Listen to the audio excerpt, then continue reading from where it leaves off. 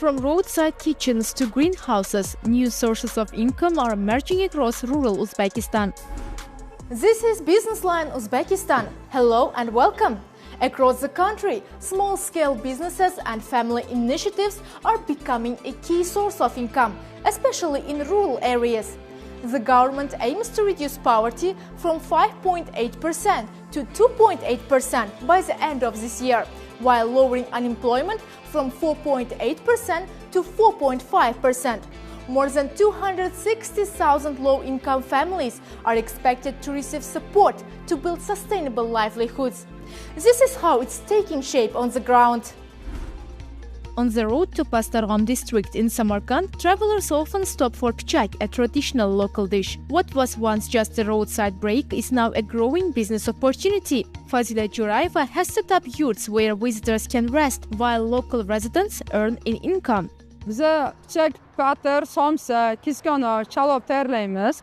O'shana mahsulotlarni tayyorlash uchun nargi o'tovimizda 20 kishi bo'lsa, bu o'tovda hozirgi kunda 15 kishini ish bilan ta'minlaganmiz.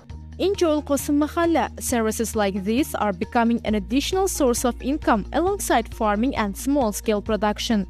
Mahallamizda asosan ixtisoslashuvi birinchi navbatda bu giloschilik hisoblanadi. Ikkinchi driver sifatida beton halqalarni ishlab chiqarishni yo'lga qo'ydik. Yo'l bo'yi xizmat ko'rsatish, ya'ni patirchilik, pichakchilik, 32 ta xonadonda o'zida ham umuman olganda 100 dan ortiq qora bandligi ta'minlangan.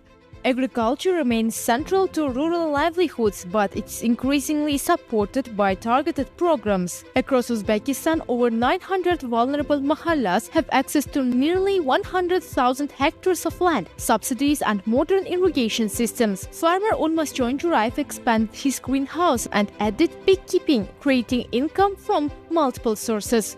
Issiqxonamizda asosan bodring, pomidor, ko'katlar, keyin rezavor ekamiz. Umumiy foydalanadigan maydonimiz 8 sotix bo'lib, shundan 3 sotiqida issiqxonamiz bor. O'zimizning ehtiyojlarimizni ortganini aholiga sotamiz. Asalarichilikda bu yil qariyb 50 ta oilada arimiz bor. In southern region of Surxondaryo, livestock farming continues to play a major role. With strong traditions and steady demand, it supports both household income and local food supply. Kredit olib shu ishni boshlaganmiz. 2 yil davomida shu kreditni to'lab bo'ldik, xudoga shukr. Mana endi sof foydaga chiqib, yana nima ishimiz ketyapti. Go'shtini o'zimizda ichki bozori bor. Keyin haftaga bir res, 2 res Toshkentga yuk chiqarib turamiz. These efforts are part of a broader shift to bring economic activity closer to communities. The Mahalla system is now at the center of this approach, with local authorities helping residents access loans, land and training. Mana shu mahalla 1377 ta xonadon va 5585 ta aholidan iborat. Mahallamiz chorvachilik va dehqonchilikka ixtisoslashgan. Hozirgi kunda mana prezidentimizning tashabbusi bilan 2026-yildan boshlab har bir oila tadbirkor dasturidan chorvachilik bo'yicha 100 milliongacha kredit bera olamiz. By supporting small-scale initiatives at the local level, Uzbekistan is aiming to build more stable and self-sufficient communities. Joining us now is Gulnoza Alimova, spokesperson for the Ministry of Poverty Reduction and Employment. Thank you for being with us. What broader measures are being implemented and what results are we seeing so far?